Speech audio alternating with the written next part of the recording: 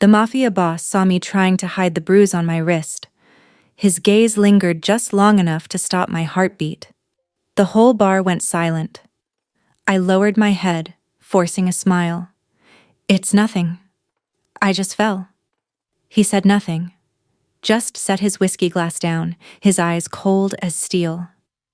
That night, my boyfriend was beaten to a bloody pulp, and no one knew who gave the order. I didn't understand why a man like him would care about an ordinary waitress like me. All I knew was that from that moment on, I had stepped into a world where a single glance could kill. My name is Lena Moore, the woman who made Vince Moretti, the mafia boss, break his first rule: never kill for emotion. I'm sitting here telling you this because I need you to hear it. Maybe you felt it too. That moment when someone looks at you and sees more than you're ready to show. If this hits home, do me a favor. Grab your phone, hit that like button, drop a comment below, and subscribe to my channel. It means the world to know you're out there, listening to my story, walking this road with me. All right, let's keep going. I was working at the Rusty Anchor, a dive bar on the edge of town. It wasn't much. Sticky floors, dim lights, and the kind of crowd that made you check your purse twice before leaving. I'd been there a year, serving drinks to guys who thought a tip was a wink and a smirk. My wrist ached under the long sleeve I wore to cover the bruise Ryan left the night before. He'd been drunk, as usual, yelling about some bet he lost. I didn't fight back anymore. I just took it, cleaned up, and went to work with my bottle of ointment tucked in my bag. That's who I was. Quiet, invisible. The girl who smiled through the pain. That night, the bar was buzzing. Vince Moretti owned the place, though he rarely showed up. Everyone knew who he was, the Italian-American mafia boss who could make a room freeze with a glance. When he walked in, the air changed. Guys straightened up, stopped swearing. Even the jukebox seemed to hush. I was carrying a tray of beers when I felt his eyes on me, not leering, not like the others. It was like he saw right through my fake smile, straight to the bruise I was hiding. I fumbled, and a glass slipped, shattering on the floor. The guys at the table laughed. One of them, a wiry guy with a gold chain, sneered, bet her boyfriend smacked her again. The others cackled. My cheeks burned, but I kept my head down, sweeping up the glass. As I knelt there, picking up shards, a woman at the bar, some high roller's girlfriend draped in too much perfume, leaned over and hissed, "You're pathetic. You know that? Parading around like you're some victim to get attention." Her words hit like a slap. I froze, my fingers tightening around a piece of glass, the sharp edge biting into my palm. I didn't look up, didn't answer. I just kept cleaning, blood mixing with the beer on the floor. Nobody noticed the cut, but I felt it. Another mark to hide. I stood, tucked my hand in my apron and walked to the back, my heart pounding so hard I thought it might break my ribs. I didn't cry. I just washed my hand in the sink, watching the water turn pink, and went back to work. Vince was at the bar, nursing a whiskey. He didn't laugh. He didn't even move. But I felt his stare, sharp and heavy, like a blade pressed against my skin. I mumbled, "It's nothing. I just fell." He didn't say a word, just set his glass down with a soft clink. His eyes were cold, but there was something else in them, something I couldn't read. I turned away, heart pounding, and got back to work. I didn't know it then, but that was the moment everything changed. Later that night, I got a call from Ryan's buddy, Mike. He was panicked, shouting about how Ryan got jumped outside a poker game. "They beat him to a pulp, Lena. He's in the hospital." My stomach twisted. Ryan was a mess, but he was mine. Or at least I thought he was. I rushed to the ER, my sneakers squeaking on the linoleum. Ryan was propped up in a bed, face swollen, one eye black, blood crusted on his lip. He grabbed my hand, wincing.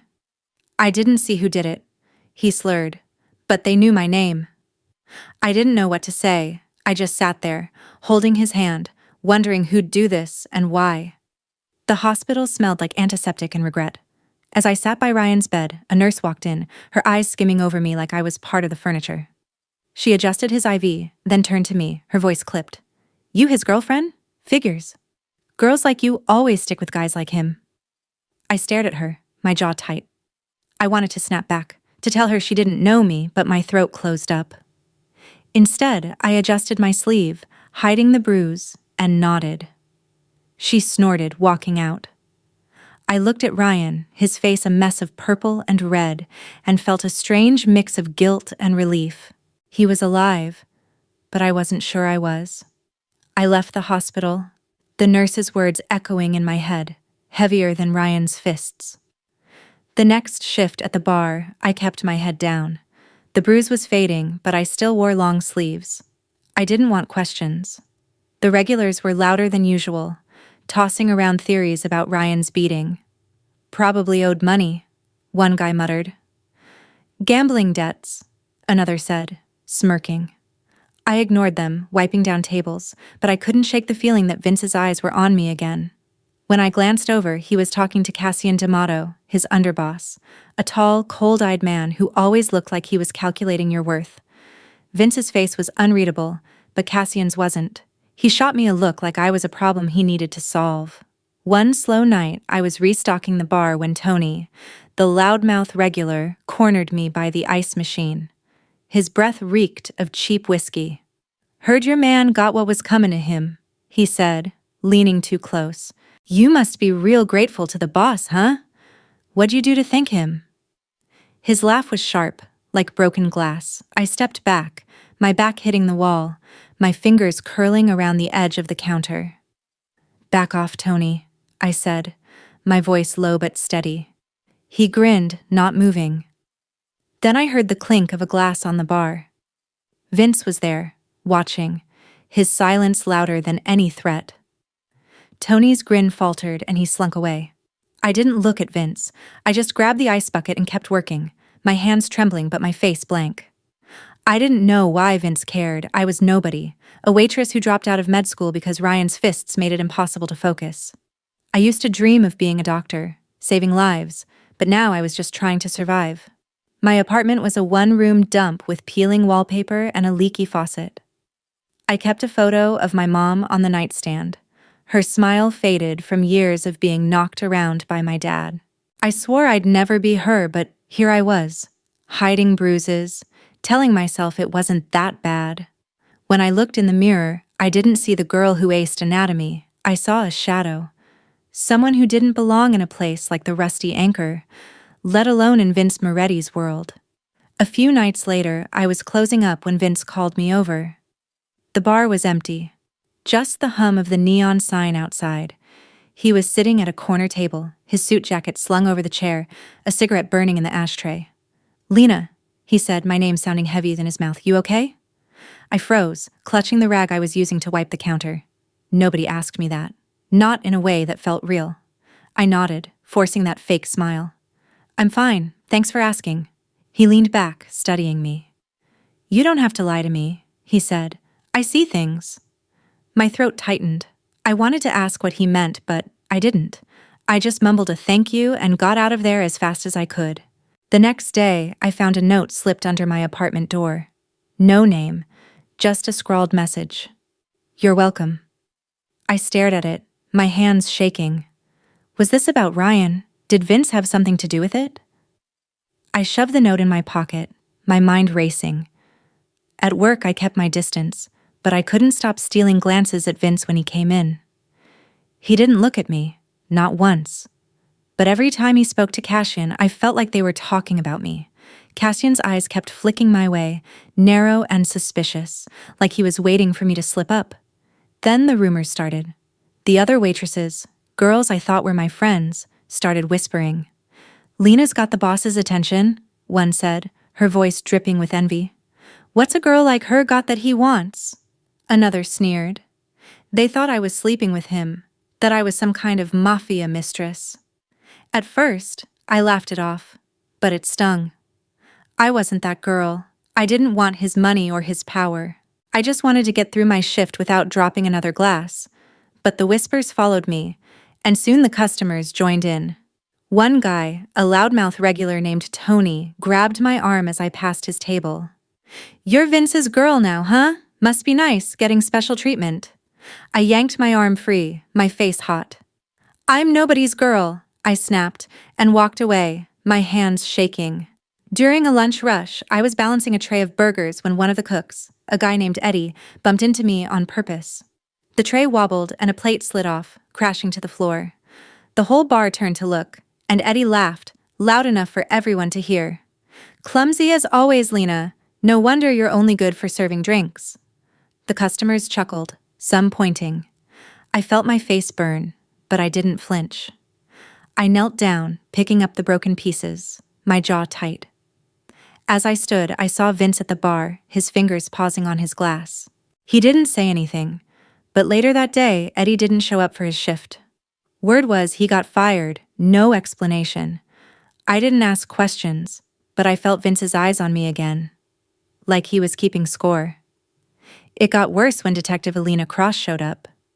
She came in plain clothes, but I knew she was a cop the second she sat down. Her eyes were too sharp, her questions too pointed. She ordered a coffee and asked me to sit with her. "Lena, you're in over your head," she said, her voice low. "Vince Moretti doesn't just notice girls like you for no reason. He's using you, probably to launder money through the bar." My stomach dropped. I didn't want to believe her, but her words sank in like poison. "You're just a pawn," she said. "Get out before he ruins you." I stood up, my legs wobbly, and told her I had to get back to work. But her words stuck with me, gnawing at the edges of my mind. One night, as I was locking up, I found a stack of cash tucked into my coat pocket. Hundreds, maybe thousands. No note, no explanation. My heart raced. I knew it wasn't a mistake. At the bar the next day, I slipped the money into Vince's office drawer when no one was looking. I didn't want it. Didn't want to owe him anything. But when I turned to leave, Cassian was there, blocking the door. "You think you can just give it back?" he said, his voice low and mocking. "You're in too deep, Lena. You don't get to walk away clean." I stared at him, my pulse hammering, but I didn't back down. "I don't want his money," I said, and brushed past him, my shoulder bumping his arm. I felt his glare on my back as I walked out. I couldn't take it anymore. That night, after my shift, I found Vince in the back office, going over papers with Cassian. I didn't care that I was interrupting. I stormed in, my voice shaking. "They're saying you're using me," I said. "Is that true? Am I just some tool to you?" Cassian raised an eyebrow, but Vince just leaned back in his chair, a smirk playing on his lips. "And if it is?" he said, his voice cool and even. My chest tightened, like someone had punched me. I didn't know what I expected. Maybe for him to deny it, to say I mattered. But that smirk, that coldness, it broke something in me. I turned and ran out, tears burning my eyes, not stopping until I was back in my apartment, door locked, sobbing into my pillow. I didn't go to work for 2 days. I couldn't face the whispers, the stares, the truth that I might just be a pawn in Vince's game. But Ryan wasn't done with me. He showed up at my door, his face still bruised but his anger fresh. "You owe me, Lena," he spat. "You think you can just walk away after what happened?" Before I could shut the door, he grabbed me, dragging me into his car. My heart pounded as he drove to an abandoned warehouse, his hands tight on the wheel. "Vince wants you, so he's gonna pay," he said, pulling out a knife. I froze, the blade glinting in the dim light. He called Vince, demanding a ransom. I sat there, my wrists bound with duct tape, wondering if this was how it ended. In that warehouse, the air was thick with dust and the smell of old oil. Ryan paced, muttering to himself, the knife twitching in his hand. I sat on a crate, my wrists burning under the tape, trying to stay calm.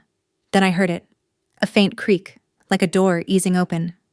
My eyes darted to the shadows, and there was Vince, slipping in through a side entrance. He didn't look at me, just kept his eyes on Ryan, his movements slow, deliberate. Ryan didn't notice until Vince was 10 feet away. "You're early?" Ryan snapped, waving the knife. Vince stopped, hands in his pockets, rain dripping from his coat. "You're making a mistake," he said, his voice steady, like he was discussing the weather. I held my breath, my fingers digging into the wood beneath me, waiting for what came next. Then I heard tires screech outside. Vince's voice came through the phone, calm but deadly. "You're making a mistake, Ryan." Minutes later, he walked in, alone, unarmed, rain soaking his shirt. His eyes locked on me, then on Ryan, who pressed the knife to my throat. I felt the cold metal, my breath catching. Vince didn't flinch. "You just touched the last thing I still believe is clean," he said, his voice low, like a storm about to break. A gunshot rang out, so loud it made my ears ring. Ryan crumpled to the floor, blood pooling under him. I screamed, shaking, as Vince cut the tape off my wrists. "Why did you do that?" I whispered, tears streaming down my face. He looked at me, his eyes softer than I'd ever seen.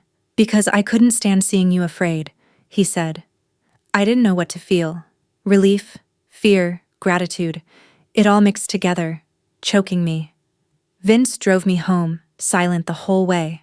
When we got to my apartment, he didn't come in. He just stood in the doorway, rain still dripping from his hair. "You're safe now," he said. "That's all that matters." But I wasn't safe. Not really. The next day, the cops hauled me in for questioning. Detective Alina was there, her face hard. "You're complicit in a murder, Lena," she said. "Vince Moretti's dragging you to hell with him." I sat there, my hands clasped tight to stop the shaking. I didn't say a word. What could I say? I didn't even know what I'd done wrong. At the police station, Alina slid a photo across the table, a grainy shot of me and Vince outside the bar, his hand on my arm. "This doesn't look good, Lena," she said, tapping the photo. "You're tied to a killer now." I stared at the image, my stomach twisting. It was just a moment. He'd steadied me when I tripped on the curb, but in that photo, it looked like something else, something intimate. I pushed the photo back, my fingers steady despite the panic in my chest. "That's not what you think," I said, my voice flat. Alina leaned in, her eyes narrowing. "Then tell me what it is," she said. I didn't answer, just stared at the table, my nails digging into my palms. I wasn't going to give her what she wanted. When I got back to the bar, Cassian was waiting. He pulled me aside, his voice low and sharp. "You're his weakness," he said. "You're gonna destroy everything he's built." My heart sank. I didn't want to be anyone's weakness. I didn't want to be the reason Vince's world fell apart. When he came to pick me up that night, I couldn't look at him. "If I'm your weakness," I said, my voice cold, "let me disappear." He didn't answer, just stared at me, his jaw tight. I walked away, my bag slung over my shoulder, feeling like I was carrying the weight of the world. But Vince didn't let me go. A week later, I was in his mansion, locked in a room with silk sheets and a view of the city I couldn't escape. "I'll protect you," he said, his voice firm. "Even from yourself." I was furious. I didn't want his protection, not like this. One night, I grabbed a bottle of wine from the dinner tray and threw it in his face, the red liquid dripping down his shirt. He didn't yell, didn't hit me. He just grabbed my wrists, his eyes burning, and kissed me. It was desperate, raw, like he was drowning, and I was the only thing keeping him afloat. I pulled back, my heart racing. "Are you afraid of losing me?" I whispered. "Or losing control?" He looked at me, his face torn. "Both," he said, his voice barely audible. The next morning, I found a small key on the bedside table, glinting in the sunlight. It wasn't there the night before. I picked it up, turning it over in my hand, my pulse quickening. It didn't fit the door to my room. I'd tried that already. But when I slipped it into my pocket and wandered the mansion, I found a locked drawer in Vince's study. My hands shook as I turned the key, revealing a stack of letters, yellowed and worn, addressed to a woman named Maria. They were from his mother, written to a friend about her life, her pain, her hope for her son. I read one, my breath catching at the words, "He's a good boy, but this world will break him." I closed the drawer, the key burning in my hand, and realized Vince wasn't just protecting me. He was trying to save a piece of himself. I should have hated him. I wanted to. But that kiss, it wasn't just control. It was pain. Need. Something deeper than I could name. I started seeing him differently, noticing the way his hands shook when he lit a cigarette, the way he stared out the window when he thought I wasn't looking. He wasn't just a mafia boss. He was a man carrying ghosts. I found out later, from a photo I saw in his study, that his mother had died from a beating when he was a kid. "It's nothing," she'd said, hiding her bruises. "Just like me." That's why he noticed me that first night. I wasn't just a waitress. I was a mirror of his pain. Then everything shattered. I found a ledger in his office, proof that Vince had ordered Ryan's beating from the start. It wasn't about saving me. It was about control, about tying me to him. My heart broke all over again. I felt like a fool. Cassian caught me with the ledger, his smile cold. "You want out?" he said. "Help me bring him down." He handed me a USB drive, said it held Vince's financial secrets. I didn't think, I just took it. I gave it to Cassian, thinking it would free me. But when I heard the FBI had it, I realized what I'd done. I hadn't just betrayed Vince. I'd handed his enemies the key to his empire. Days later, I saw Cassian at the bar, laughing with a group of men in suits. He caught my eye, raising his glass like a toast, his smile sharp enough to cut. I froze, the USB drive burning a hole in my memory. Then I overheard one of the men mention the deal with the feds. My blood ran cold. I slipped into the bathroom, splashing water on my face, trying to breathe. The mirror showed a stranger, pale, wide-eyed, trapped. I gripped the sink, my knuckles white, and made a choice. I wasn't going to let Cassian win. I left the bar, hailed a cab, and headed to the one place I knew Vince might be hiding, his mother's old house. It didn't take long for it to catch up. Vince was ambushed outside the city, shot in the chest. I found out from a news report, my hands shaking as I watched the grainy footage. They said he was alive, barely, hiding somewhere. I didn't know why I cared, but I did. I tracked him down to an old house on the outskirts of town, the kind of place that smelled like dust and memories. He was there, bleeding out on a couch, his face pale. I used the medical skills I'd buried years ago, cleaning his wounds, stitching him up with shaking hands. "You should have let me die," he whispered, his voice weak. I looked at him, my eyes burning. "I did," I said, "but you're still alive, which means fate isn't done yet." He took my hand, his grip weak, but warm. "I didn't save you," he said. "You saved me from hell." As I bandaged him, the room filled with the sound of a ticking clock, loud in the silence. I glanced at it, an old thing on the mantel, its hands stuck at midnight.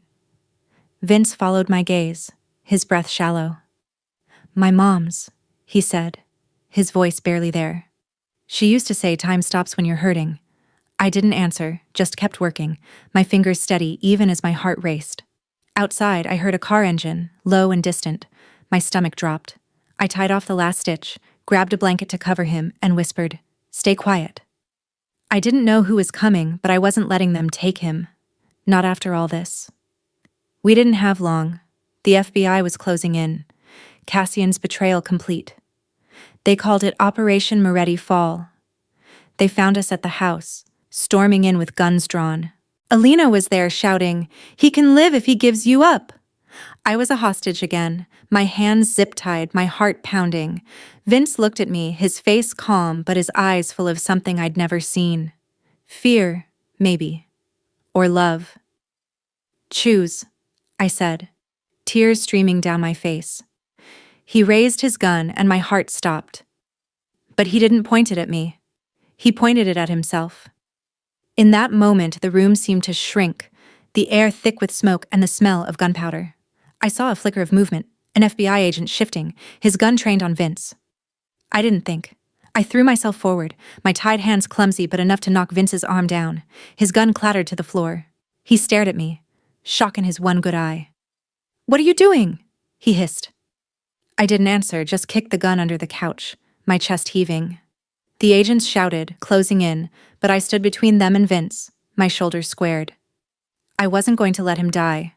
Not like this. Not for me. I screamed, lunging forward, but he didn't pull the trigger. Instead, he turned, aimed at a gas tank in the corner of the room, and fired. The explosion was deafening, heat and smoke swallowing everything. I grabbed Vince, dragging him through the flames, my lungs burning. Cassian was caught in the blast. I saw his body, motionless, as we stumbled out. We collapsed in the grass, coughing, alive. When Vince woke up in the hospital, he'd lost an eye, his empire in ashes. I stayed by his side, holding his hand, not saying a word. In the hospital, a nurse handed me a cup of coffee, her eyes soft with pity. "You don't have to stay," she said, glancing at Vince's bandaged face. "He's trouble." I sipped the coffee, its bitterness sharp on my tongue, and looked at her. "So am I said, my voice quiet but firm. She blinked, then walked away. I sat back down, watching Vince's chest rise and fall, the monitors beeping steadily. For the first time, I didn't feel like the girl who hid bruises. I felt like someone who could fight, who could choose her own path, even if it was paved with ash. We didn't go back to that world, we couldn't. We opened a small cafe by the sea, the kind of place where the waves drown out the past. I served coffee, he cooked. We didn't talk about the bar, the bruises, or the blood. One day, a customer, a curious old man with a fishing hat, looked at us and asked, "Who are you two?" I smiled, setting down his coffee. "Just two people who died once," I said, "but chose to live again." Vince looked at me from the kitchen, his one good eye soft, and I knew we'd made it through. "I've been where you are, unseen, underestimated, carrying pain nobody else could see. You've held your head high when the world tried to knock you down. You're not small, not weak, not nothing. You're here, still standing, just like me. Where are you watching from? Leave a comment below, and hit follow to walk with me through heartbreak, betrayal, and, finally, healing."